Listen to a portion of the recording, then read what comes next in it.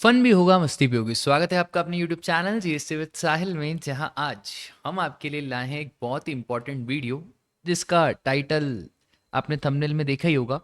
What is the salary of chartered accountants in 2025? तो back date when I become chartered accountant in year 2022, that range of salary and now the range of salary has exponentially increased.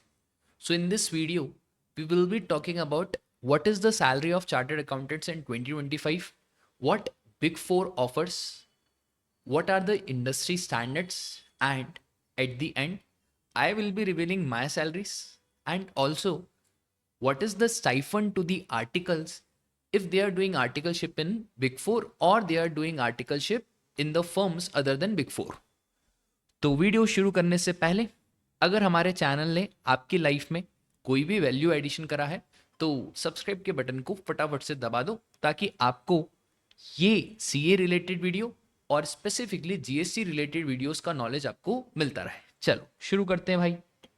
तो सबसे पहले sir, ICAI का अभी जो campus होगा वो होगा 62 कैंपस प्लेसमेंट। ये होगा अभी अगस्त सितंबर 25।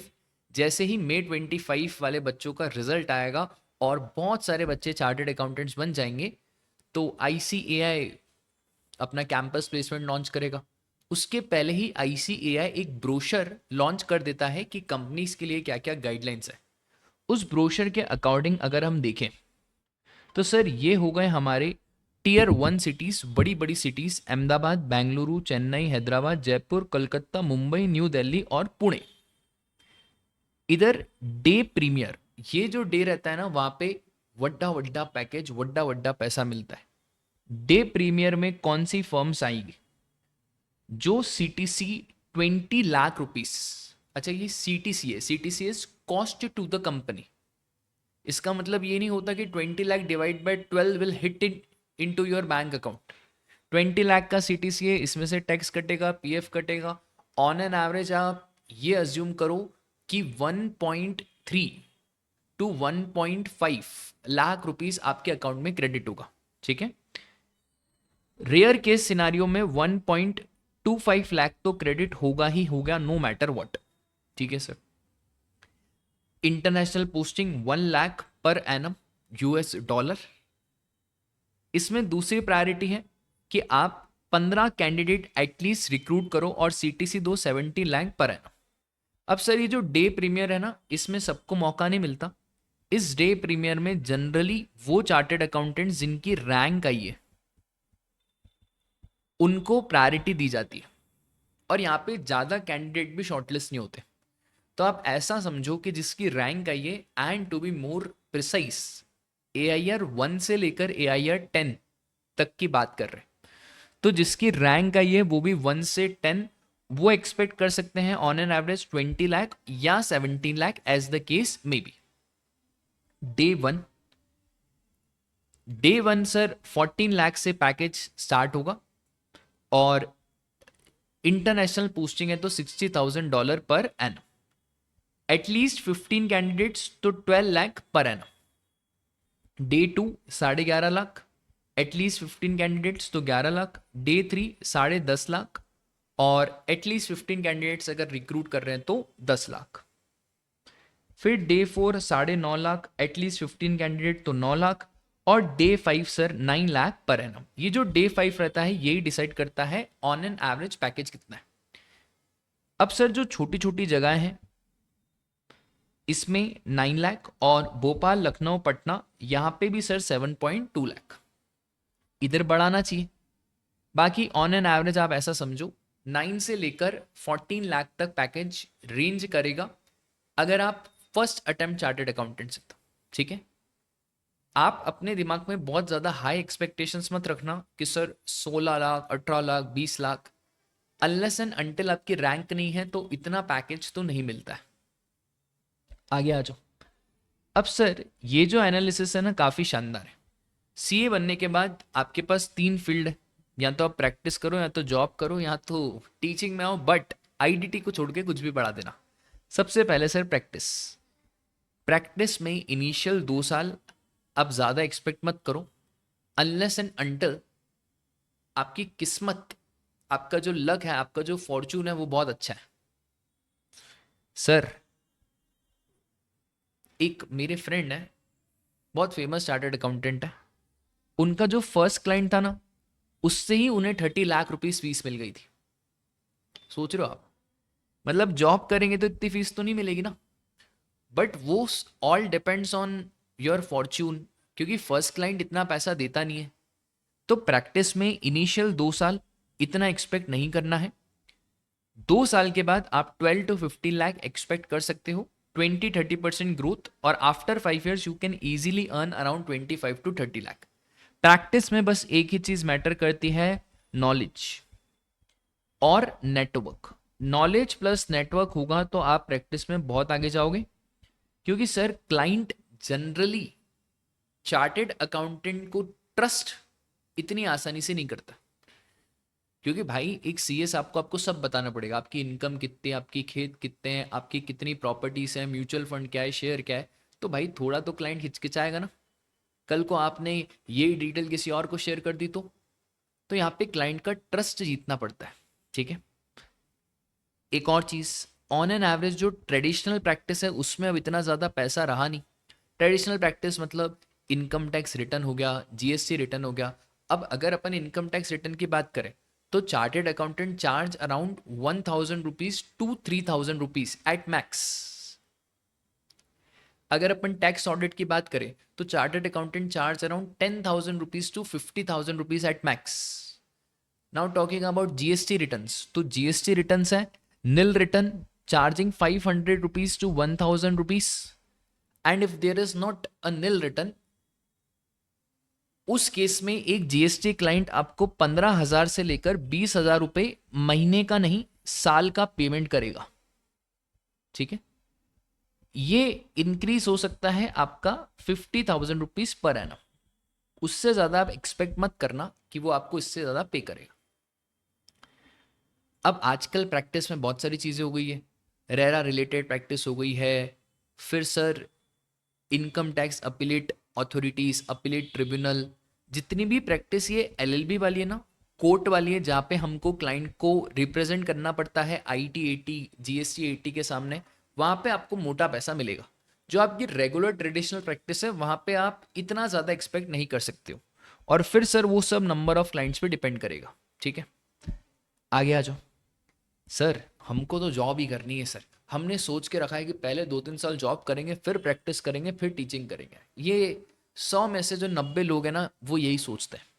जॉब में सर बिग फोर और इंडस्ट्री, देखो big four work more, learn more, पे लेस, ये बिग फोर की सच्चाई है। काम आपको बहुत ज़्यादा करना पड़ेगा, काम ज़्यादा करोगे तो ऑटोमेटिकली यू विल लर्न, मतलब your learning curve graph will exponentially reach to the new heights. Pay में कॉम्प्रोमाइज करना पड़ेगा। Big four generally don't pay very high as compare to industry, but sir फिर भी बिग फोर में आपकी Deloitte, EY, पीडब्ल्यूसी और KPMG generally higher देती है। इनफैक्ट मेरे बहुत सारे फ्रेंड्स हैं, उन्हें केपीएमजी 1 लाख 1.5 लाख का ज्वाइनिंग बोनस दे रही थी, तो उन्होंने ज्वाइनिंग बोनस के चक्कर में ज्वाइन कर लिया। बाकी सर डिपेंड करता है आप कौन सी फॉर्म में जा रहे हो।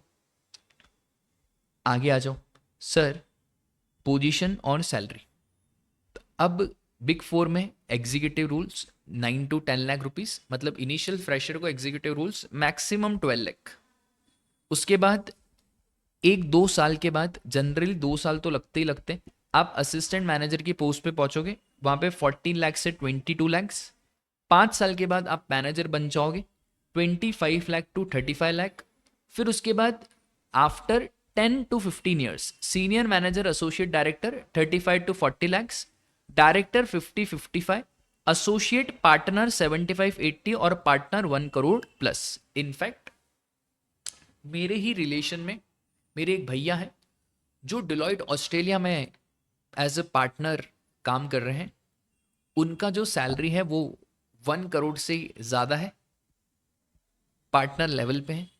तो सर इतना सैलरी मिलता है, 100% मिलता है, बट उनको अभी 20 ईयर्स हो गए, 15 to 20 ईयर्स के बाद उनको इतना सैलरी मिलता है। तो वो तो salary depends upon your experience. और सर सैलरी में हम क्या स्विच मारेंगे तो ज़्यादा सैलरी मिलेगा? देखो वो तो बनी बात है कि जब आप स्विच मारोगे तो आपको ज़्यादा सैलरी मिलेगा, बट हाँ, स्विच मारने से आपकी जो रिस्पेक्ट है ना वो कम हो जाती है। सर ये कैसे बोल रहे हो आप? यार एक बात बताओ, आप अपने घर पे 20-25 साल से रह रहे हो, तब भी घर वाले आपको इतनी इज्जत नहीं देते। आप एक कंपनी में 2 साल हो, फिर दूसरी कंपनी में 2 साल हो, तो फिर आपको क्या ही रिस्पेक्ट मिलेगी? तो अगर आप एक ही कंपनी में बहुत लंबे टाइम तक टिके हुए हो, तो फिर आप कंपनी के घर जमाई बन गए हो, तो आपको रिस्पेक्ट भी मिलेगी, और ऑल टुगेदर वो कंफर्ट जोन हिट कर जाता है, तभी आप पे में कॉम्प्रोमाइज कर लेते हो। ठीक है? तो अगर सैलरी के ऊपर फोकस है तो स्टैंडर्ड हर 2 साल में स्विच मारो, 40-50% का हाइक लो, स्विच मारो। अगर आपको ऐसा है कि मुझे मेरी लाइफ टाइम जॉब ही करनी है, तो स्विच मत मारो, एक ही कंपनी, उससे प्रेम करो, उससे मोहब्बत करो, उसी से शादी करो। ठीक है? बट आपको ऐसा है कि हमको 5 साल जॉब करनी है, फिर प्रैक्टिस प्रैक्टिस जमानी, फटाफट फटाफट स्विच मारो और सैलरी पैसा ज़्यादा इकट्ठा करो। उसके बाद सर हमको तो टीचिंग में आना है। देखो भाई, टीचिंग का फील्ड बहुत स्ट्रगल वाला है, फिर भी मैं आपको ऑन एन एवरेज मेरे एक्सपीरियंस से बता देता हूँ। टीचिंग में आप जॉब करोगे 50 से लेकर 75,000 रुपीज़ पर मंथ आप कमा सकते हो। 20% का इंक्रीज आप एक्सपेक्ट करो। ठीक है? ओन खोलोगे तो फिर नंबर ऑफ स्टूडेंट्स पे डिपेंड करता है, जितने नंबर ऑफ स्टूडेंट्स उतना ज़्यादा पैसा कमाओगे। जैसे जो बड़े बड़े फैकल्टीज़ हैं, उनके यहाँ पे 50,000 स्टूडेंट्स पढ़ते हैं पर ईयर, तो आप कैलकुलेटर पे चलाओगे तो करोड़ सौ रुपीज़ का फिगर आएगा, बट वो भी उनका 5 से 10 साल का एक्सपीरियंस के बाद है। ठीक है? तो वो सर खुद का बिजनेस है, तो फिर वहाँ पे ऐसे काउंट नहीं करते कि कितना क्या पैसा कमा रहे हैं। ठीक है? आ जाओ। अब सर इंडस्ट्री में क्या है? वर्क एवरेज, लर्न एवरेज, पे मोर, ये इंडस्ट्री का वो है। इंडस्ट्री में जो बीसीजी और बेन है, वहाँ पे 20-25 लाख का आपको सैलरी मिलेगा, बट सर यहाँ पे generally a chartered accountant plus ranker plus B school से अगर आपने एमबीए करा हुआ है तो आपको प्रेफरेबली पोजीशन में कंसिडर करा जाता है, इंटरव्यू के लिए कंसिडर करा जाता है, वरना तो आप भूल जाओ। अदर्स में आपको 12-15 लाख रुपए का सैलरी मिलेगा। आगे आ जाओ sir. Field wise bifurcation, sir finance, audit, taxation. Finance की सैलरी 12 to 15 लाख। अगर आपका बहुत ज़्यादा शौक है ना फाइनेंस का, तो don't stick yourself to only chartered accountancy degree. Side by side आप सीएफए करिकुलम शुरू करो, या आप एमबीए इन फाइनेंस कंसिडर करो, typically from B schools and to be more specific from IIM ABC। ठीक है? देखो फाइनेंस में जॉब लगना इतना आसान नहीं होता। ऑडिट, ऑडिट में जॉब भरी पड़ी है, मतलब ये तो आप मेक श्योर कर लोगे चार्टर्ड अकाउंटेंट के बाद, अगर आपका मन है ना ऑडिट में जॉब करना, आपको इजीली जॉब मिलेगा, इजीली। सैलरी से 10-12 लाख इनिशियल सैलरी लो, जॉब्स बहुत सारी है ऑडिट में, क्योंकि काम ही इतना है, काम भी बहुत करना पड़ता है भाई ऑडिट में। टैक्सेशन, टैक्सेशन में भी जॉब मिलना थोड़ा सा मुश्किल है। अगर आपका आर्टिकलशिप का एक्सपीरियंस जोरदार है, तगड़ा है, तो टैक्सेशन में जॉब मिल जाएगी। Salary you can expect around 10-12 lakh. Sir statutory audit, you can expect more. Internal audit में सैलरी लेस होती है, पर सीखने का बहुत होता है। इंटरनल ऑडिट में आप बहुत घूमते हो, तो इंटरनल ऑडिट के पर्क्स बहुत ज़्यादा हैं, जैसे 5 स्टार होटल में जाओगे, फ्लाइट से ट्रैवल रहेगा, फिर आपको क्लाइंट के खर्चे पे पूरा जो क्लाइंट का सिटी है वो घूमने का मौका मिलेगा। ये सब पर्क्स होते हैं इंटरनल ऑडिट के। हमने इंटरनल ऑडिट में जॉब करी थी, वो भी क्या दिन थे। सर डू अटेम्प्ट्स मैटर, मतलब सीए फाउंडेशन में हमारे 3-3 अटेम्प्ट लगे हुए हैं, सीए इंटर में हमारे 4 अटेम्प्ट लगे हुए हैं। Foundation, inter doesn't matter, but CA final attempts really really matters a lot. if you have cleared both groups in the first attempt, then priority is given to you. If you have taken more than 3 attempts, then my dear friend, companies doesn't consider you, then off campus jobs are well suited for you. तो matter करते हैं सी final के attempt. Do rank matter, sir CA final rank matters, yes. CA inter, CA foundation rank doesn't matters, CA final rank matters. Done. Now article assistant, sir article big four stipend is 10 to 15,000 first year, Second year 15 to 25,000. Third year you can expect around 20 to 30,000 per month. Industrial training 35,000 to 50,000 per month. In fact, one of my students, she is currently doing industrial training and she is getting a stipend of 50,000 rupees per month. Great, sir. Then others, first year 3,000 to 5,000, second 5,000 to 7,000, third year 7,000 to 10,000 stipend per month if you are doing articleship in your local area, in your local firms. Now 61st campus report, that is for February March 2025. Those who have qualified in November 24, on an average organization 204 have participated. Job offered 3729, job expected 29, accepted 2968. That is 80% job were expected, accepted by the candidates. 20% off campus उन्होंने job करी होगी या इन्होंने कुछ और करा होगा.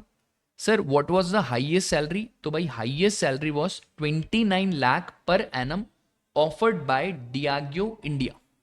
तो 29 लाख रुपए सैलरी दी गई थी. अच्छा, ये हाईएस्ट सैलरी सिर्फ रैंक और पढ़ाई लिखाई पे डिपेंड नहीं होती. आपकी कम्युनिकेशन स्किल्स कैसी है, हाउ यू इंटरेक्ट, वो दिल जीतने वाली बात होती है. कि आपने इंटरव्यूअर का दिल जीत लिया तो वो 29 लाख रुपए भी देंगे. वो generally if they are giving you 29 lakh तो वो आपसे 60 टू 70 लाख रुपीस अर्न करेंगे, तभी वो आपको 29 लाख रुपीस दे रहे. क्या आप में इतनी कैपेबिलिटी है कि आपसे कोई 70-80 लाख रुपीस कमा पाए? Average salary 12.86 lakh per annum CTC. That is on an average you can expect around 80,000 rupees to 95,000 rupees per month. इतना आपके अकाउंट में क्रेडिट हो जाएगा. ठीक है सर, आपको कैसे मालूम? मेरे फ्रेंड सर्कल्स है ना, उनसे मैं सबसे पहले यही पूछता हूँ कि बैंक अकाउंट में कितना क्रेडिट हो रहा है. सीटीसी वीटीसी छोड़ो, तो ऑन एन एवरेज इतना सैलरी आपको मिलेगा. अब सर प्रो टिप्स, पैसे के पीछे कैसे क्या भागा जाए, सर हमारी डेस्टिनी में क्या लिखा हुआ है, हमारा न्यूमरोलॉजी कैलकुलेटर क्या बोल रहा है. तो भाई सुनो ध्यान से, ये सब चीज़ें 2 मिनट के लिए साइड करो. स्किल्स, कम्युनिकेशन, एक्सपर्ट नॉलेज, ये 3 चीज़ें अगर आपके पास है तो आपकी सैलरी 15-20 लाख रुपए आराम से मिल जाएगी. इनिशियल सैलरी कम रहेगी, कोई दिक्कत की बात नहीं है. इनिशियल बस आपकी जॉब लग जाए, उसके बाद 1-2 साल में स्विच मार लेना, सैलरी ऑटोमेटिकली इंक्रीज हो जाएगी. तो स्किल्स क्या क्या आनी चाहिए? Advance excel, power point, word, ये तो घोट के पी जाओ. Communication, sir English, you should know how to present yourself, very very important. Expert knowledge, sir interview specific, जिस भी कंपनी का इंटरव्यू दोगे उस कंपनी के बारे में you should have adequate amount of knowledge. Finance में जा रहे हो तो फाइनेंस का नॉलेज रखो, ऑडिट में जा रहे हो तो ऑडिट का नॉलेज रखो. ऐसे स्पेसिफिक आपके पास नॉलेज होना चाहिए. आगे सर, स्विच आफ्टर 2 years. अगर पैसे ही बढ़ाने हैं तो भाई 2 साल स्टैंडर्ड टाइम है स्विच का, और रिज्यूम में भी कोई फर्क नहीं पड़ेगा. 6-8 महीने में स्विच करोगे तो कंपनी आपको कंसिडर नहीं करेगी. एटलीस्ट 2 years वर्क करो फिर स्विच मारना. Make networks rather than client, LinkedIn profile बनाओ. चाहिए तो आप अपना यूट्यूब पे चैनल बनाओ, जस्ट आपकी कम्युनिकेशन स्किल्स बेटर हो. बहुत सारे चार्टर्ड अकाउंटेंट्स हैं, रैंक्स भी है, but they don't know how to communicate. तो फिर कंपनी उनको बैक एंड रोल पे रखती है. कॉन्फिडेंस नहीं है.